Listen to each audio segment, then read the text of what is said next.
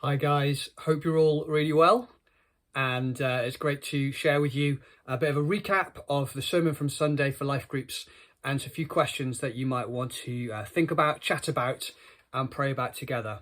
So I'm going to recap and then I'm going to give you 3 questions, pausing between each one, that you can do as a group. So on Sunday, I think it was a week last Sunday for the 9:45 gathering, we were looking at the beginning of the book of Leviticus in our Worship in the Wilderness series.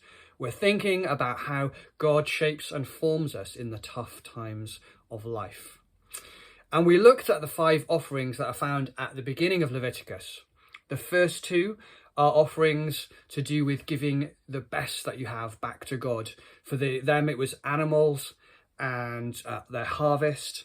And so we looked at those 2 offerings. We looked at the 3rd offering, the fellowship offering, which was about recognizing the fellowship and relationship that God wanted with them, where they would, if you like, sit down and eat with God.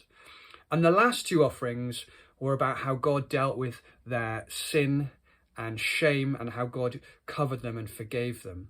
So we looked briefly at those 5 offerings and then looked at the burnt offering, the first one, Leviticus 1, in a little bit more detail.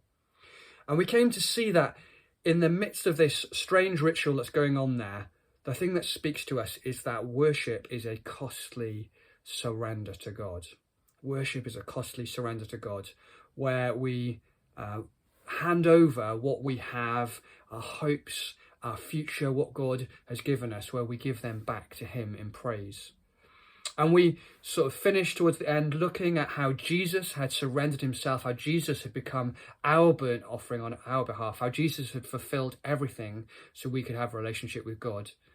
And finally, how Mary, in this famous story from Jesus' life, comes into the party with an alabaster jar and pours it over Jesus, surrendering what she has in a costly way and demonstrating true worship for us. So you may want to pause there and just kind of talk about what I said on Sunday, what that provoked in you, the things that you struggled with, things that you want to discuss there. But then there's 3 questions. So if you want to pause there, please do. But question number 1, or activity number 1, is for you to turn to Genesis 22. So I'm going to encourage you to read, it's just 20 or so verses of Genesis 22. And it's a story that I mentioned, but it's great for you to have a little bit more of a chance to look at it. This story stands in the background of these offerings, and it's the story of how Abraham sacrifices Isaac. And as you read it, I want to ask you to consider, is there anything in your life that God is talking to you about? Anything that you know that you are holding tightly that God might be calling you to hand over to him and surrender? So why don't you pause now as a group and read Genesis 22, and I'll remind you of that question in a second. So pause now.